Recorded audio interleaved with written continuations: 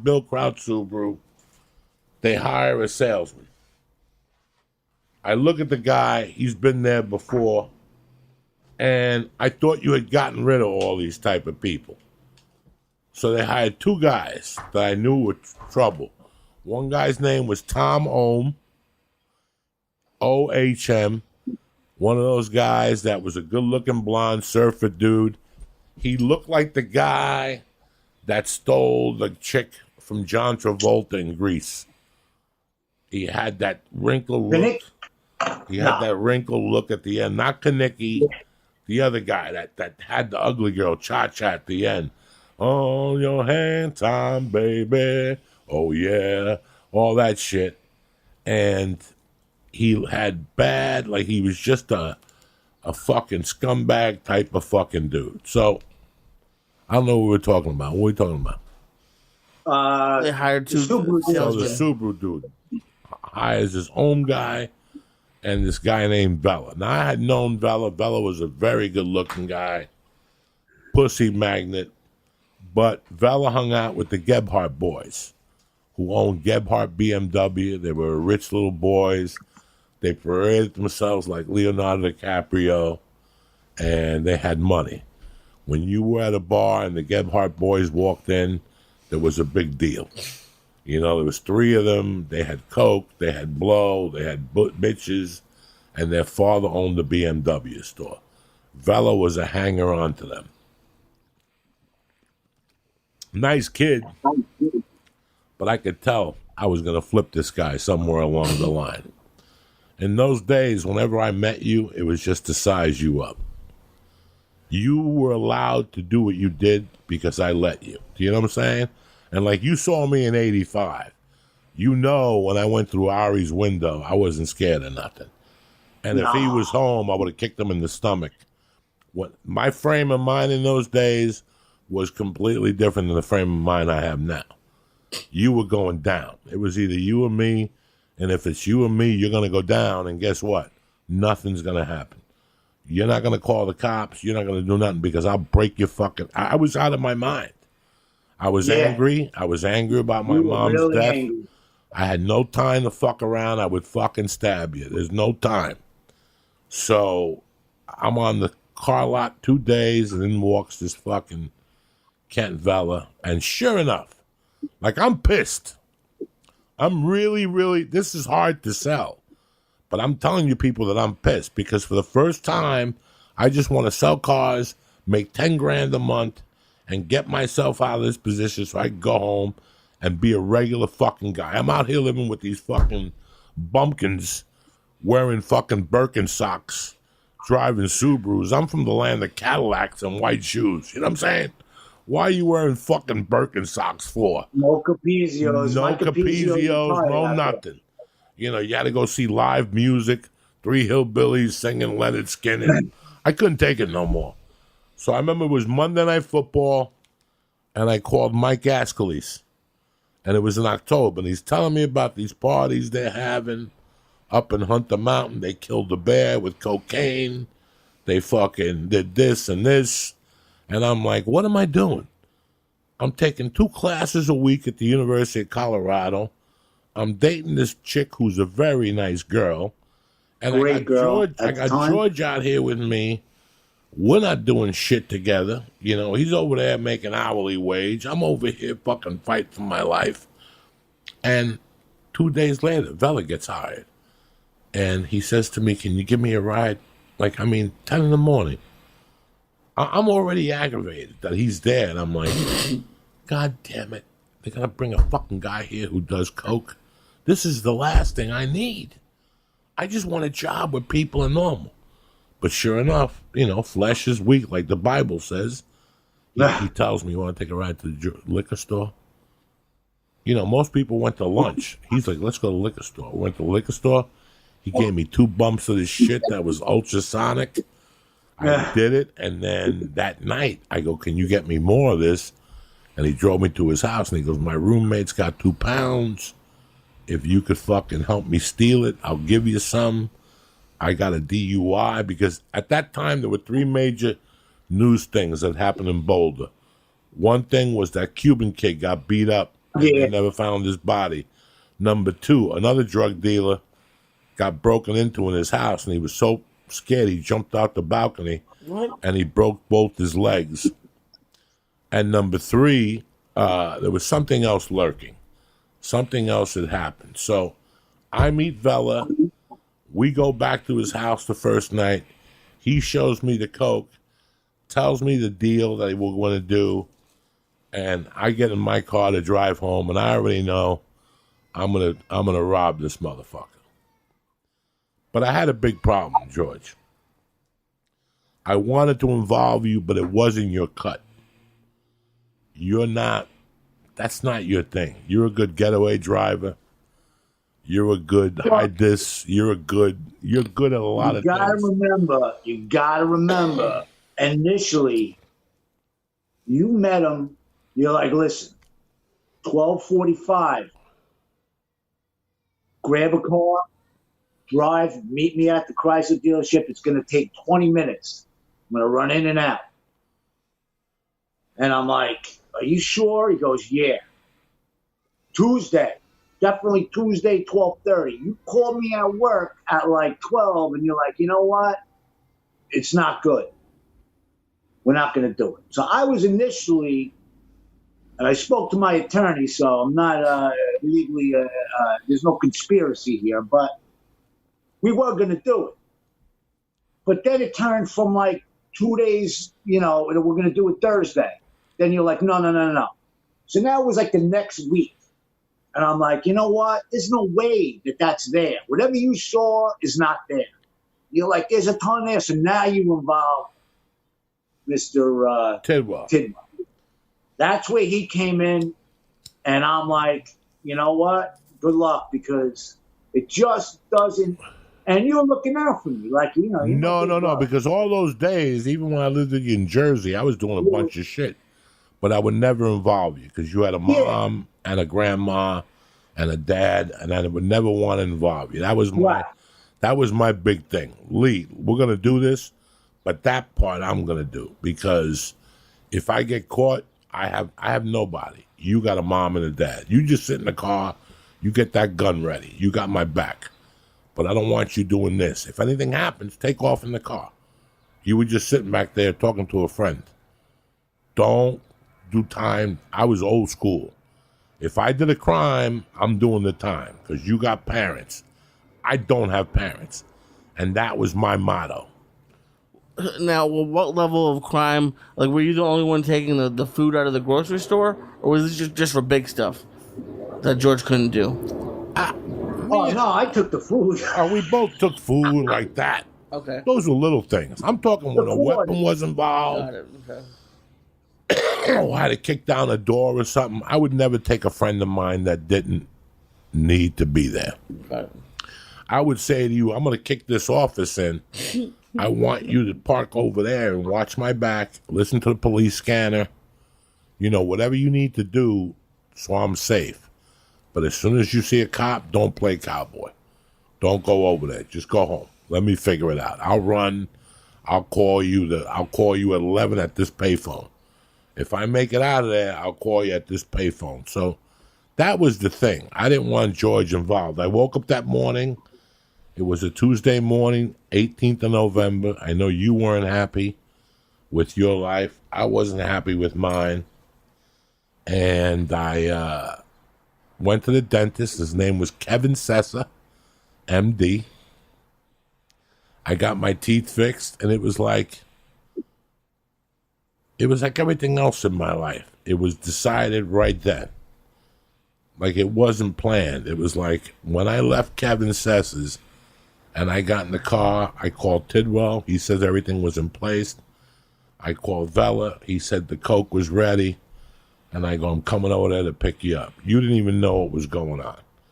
I went to Vella's. I walked upstairs. He did a couple lines with me. He showed me some money. So I knew there was shit in the house. Yeah. I go, all right. I go, where's the kilo? And he goes, he's got it hidden in the ceiling.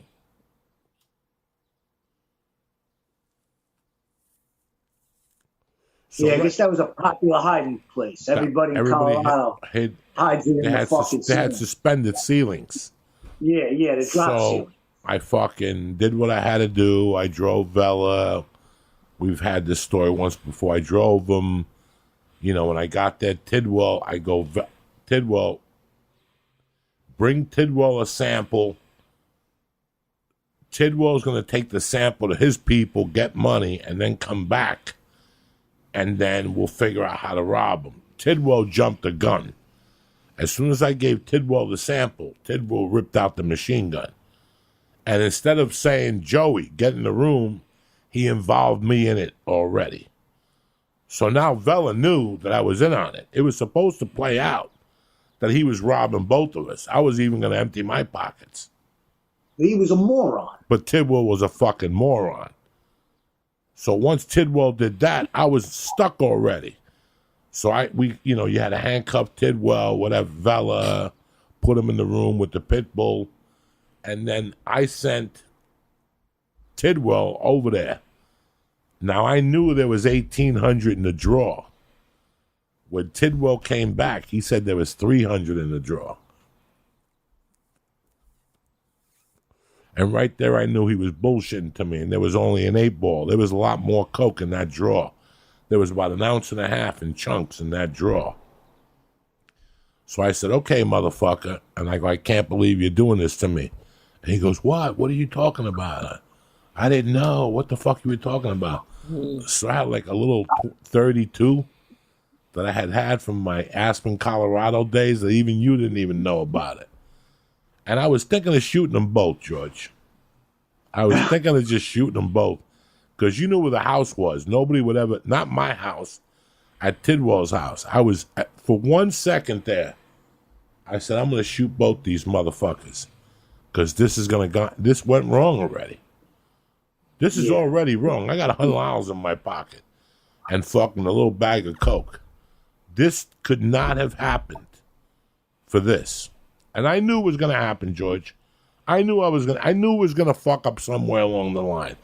It was my civic duty to myself to go on with it. I went over to 22nd and Canyon. I went right through their house. I fucking ripped down.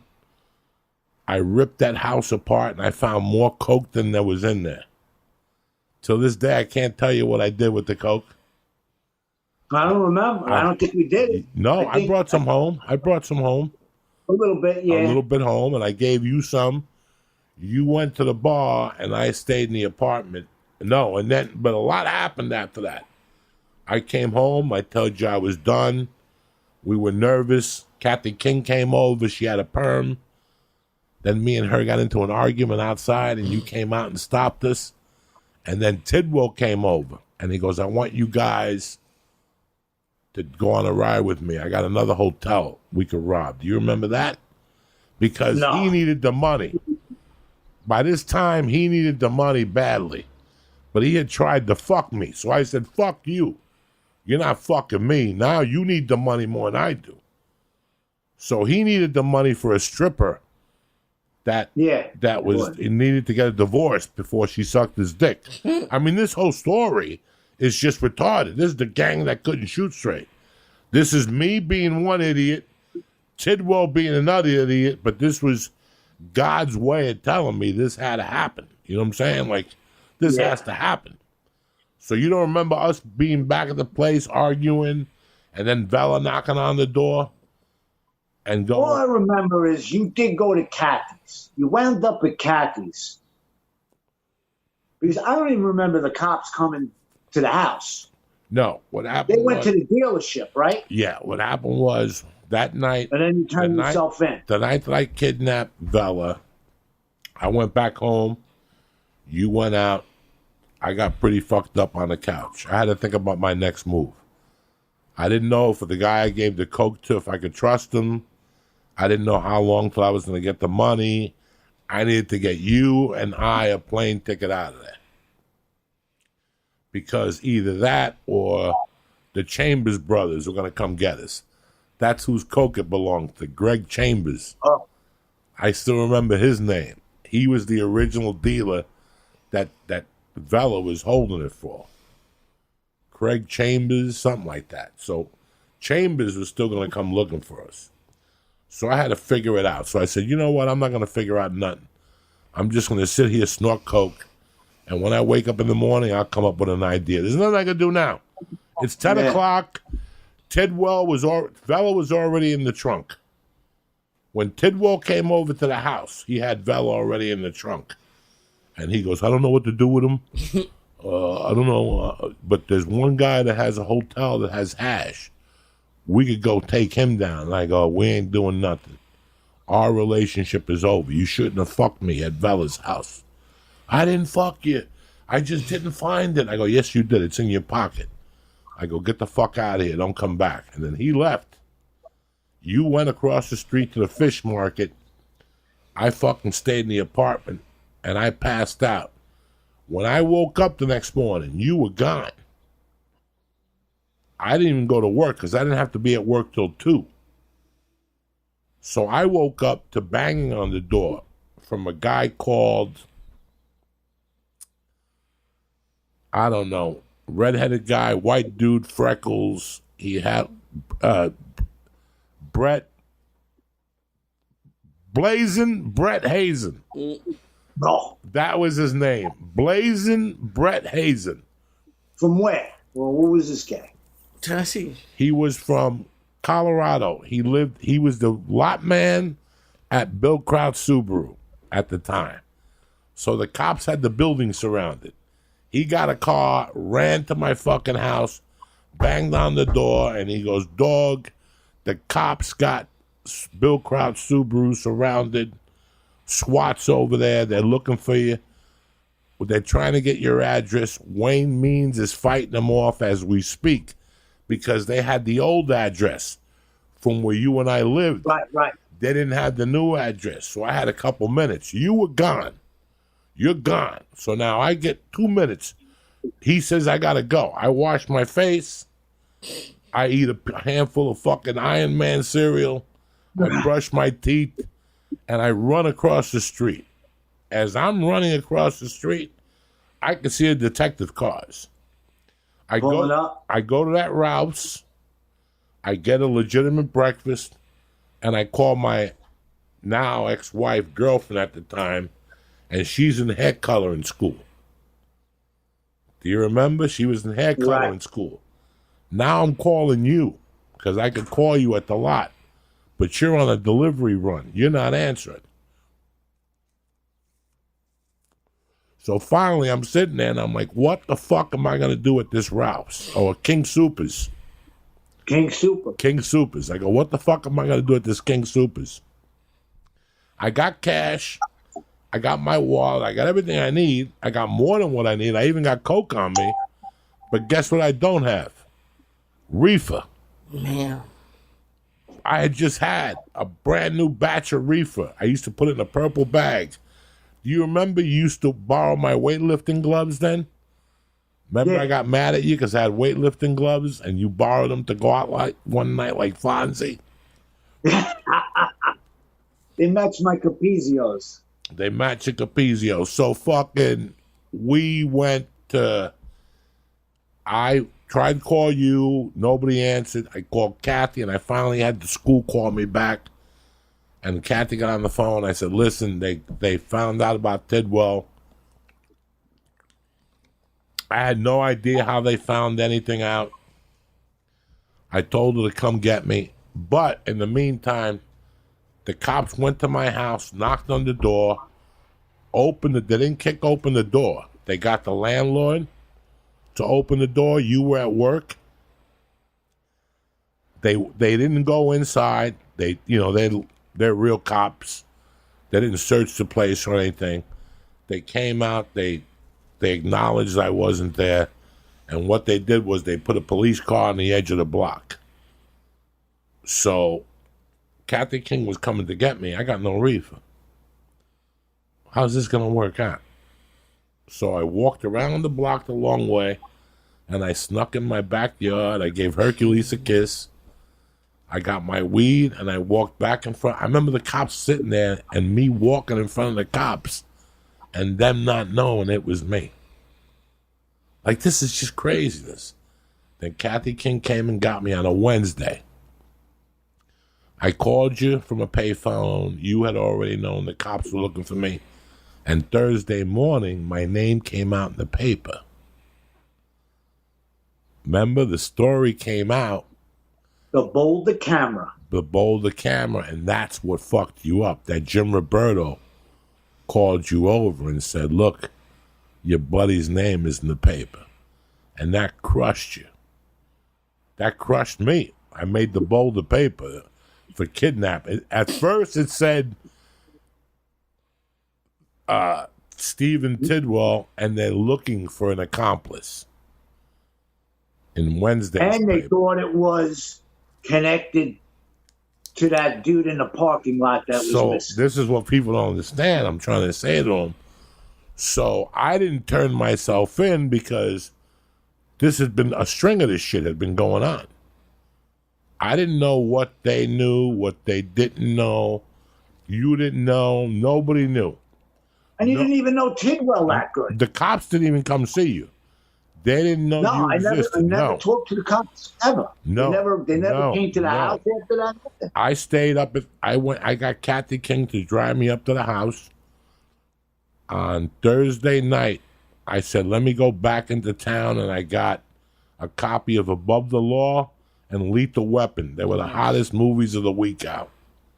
I rented them. I went up there, and then that Friday I said, you know what? Don Johnson's going to marry... Melanie Griffith? No. The one that Prince fucked from Australia. Oh, Sheena Easton? Sheena Easton. Don Johnson was going to marry her on Miami Vice. Oh, on the show. Yeah. Let me turn myself in. This is to let the people at home listen. This is to how fucked up my world was. I had just finished kidnapping. Now, it had all been released in the paper. Guy got caught in a trunk of a car with a machine gun and an accomplice. They're looking for an accomplice. I go down to get the movies on 30th and Iris. There's a Kmart across the street from Coco's, and there's an Albertsons. I go to the Albertsons first. I buy some groceries, and then I go get my movies, and then I go, you know what? Let me call these fucking cops and see what's going on. I fucking call the cop. They left a number at Bill Crouch Subaru. I call the cop, and he goes, hold on. They kept putting me on hold. Because they were tracing the call. They were trying to trace the call. I kept hanging up on them. And I told them, I go, I know exactly what you motherfuckers are doing. You're trying to trace the call. And they go, Jose, turn yourself in. Where are you? And I go, you know where I am? Come meet me. I'm at the Albertsons on 30th Street. I wasn't at no fucking Albertsons. I was in the parking lot of Abo's Pizza, so I could see them straight on. So as I'm rolling my joint, I could see the SWAT trucks and cop cars pull up with their guns drawn, and they all flew into Albertsons. And I'm like, I'm in trouble. That's when I realized I did something wrong. Something's not right here. And my cocaine head, I just stole a couple ounces from a guy. I did the cops a favor. Yeah. And then that Friday I woke up with my cocaine mind again. I told my wife to drop me off to get a hold of you. And that I would be out by the afternoon. I'm going to go in there and talk to the cops. I'll be out by Miami Vice. Make sure you get Chinese food. And tell George I love him. I'll see him later. And then I walked in to ring their bell, and I'm going, who are you? And I'm like, Jose Diaz, hi. And then going, hold on, there'll be a sergeant opening the door for you. And I'll never forget him opening the door, and 10 cops had their guns pulling out. And they're like, get on your hands and knees. You're getting charged with kidnapping 1, kidnapping 2, aggravated robbery. And I'm like, I still remember you coming to visit me. Yeah. You came to the Boulder County. Boulder County Jail. Took me 2 weeks to get out. And then when I got out, that was when it was sad between you and I. There was nothing you could say. There was nothing I could say. I let you down. I thought you thought in your mind you had let me down, but you didn't. I had let you down. I had put you in this bad position. Now Jim Roberto fired you. I was surprised that Tidwell didn't even mention me. Like, Tidwell squealed like a bitch. Yeah, he ratted me out completely. You know, and yeah, it's against the law. What happened? But you know, there was no honor among thieves. He was, but I was really surprised. I mean, you obviously didn't mention me at all, and I didn't do anything. But no, I did think about it. I strongly considered, without Tidwell, just walk in, take it, and not even having contact with anybody, because it looked like an easy score. It was an easy score. It was too easy to be true, and that's why I got caught. And it just became more than it should have. Well, and again, you desperate times, desperate measures. You weren't in your right mind, you know, and you put trust in somebody that is not the kind of guy that you ran with. No, I was looking for Rago. He was like a wimp with a gun. Yeah, he watched Rambo too many times. No, he was this guy was not even a tough guy. He was. He thought he was. He wore fatigues. He had a pit bull. He had sunglasses. He had a tattoo. His car had tinted windows. Yeah. Stephen Tidwell was a man who, you know, George is from Cliffside. I'm from North Bergen, and we have like a code where I come from. You know, you're never going to see us with a scarf or a hoodie or a goatee that's perfect. Tidwell had all those things. Tidwell had everything that a man needed to get attention, and nobody gave a fuck about him. He was a retard. But anyway, that's not anything. So about 2 months pass. We don't say much. You know, we live in the same house. I'm heartbroken. I know you're heartbroken, you know.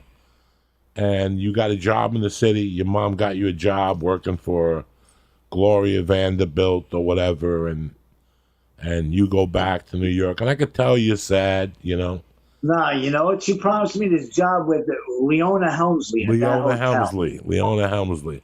That hotel, which I didn't get. Like, I didn't even get the job. But it was time for me to go. No, it was time for you to go. Because you were going away. You know, you were working now. You were working again. You were selling cars. Oh, I was doing everything to stay out of prison. And it seemed that that's when you moved in with Manny. When I left, right? When you left, I moved in with Manny, and then we flew you back in August 15th for the trial. I flew in for the trial for you to testify on my behalf. A character witness. Yeah, he was my character witness. So they didn't ask me anything about what happened because I was scared. But we had to go to the. I still remember the trial, and that was one of the saddest days of my life. You flew in on a Sunday, and we had to go to the attorney's office and do like a meet with him. Like he was gonna ask you different questions and just run you through it. What did you feel the next day in court? Oh, I was scared shit because number one, I think we partied from the second I landed. Yeah, oh yeah, we didn't. I landed.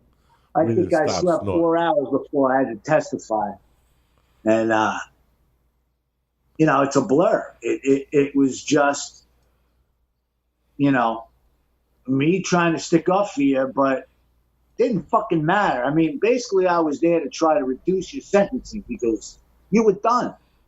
You know, we all knew it. We just didn't know the number. You know what I mean? You didn't know, like, it's just like TV. You're gonna get probation because with such an innocent, you can't say innocent, but I mean, you're robbing something from, you know, a thief is stealing from a criminal. We're all thieves. So, yeah, we got you know, but in the law's eyes, you know, it's not that. So it's, you know, again, it's like me trying to put a Band-Aid on a gunshot wound. I'm not, you know, what it really was a trip to say goodbye before you went away, because there was nothing I was going to say. I had no revelation. I had nothing to add other than, I love him. He's good. He's my big brother. He takes care of me. They didn't give a shit what I had to say. Fuck.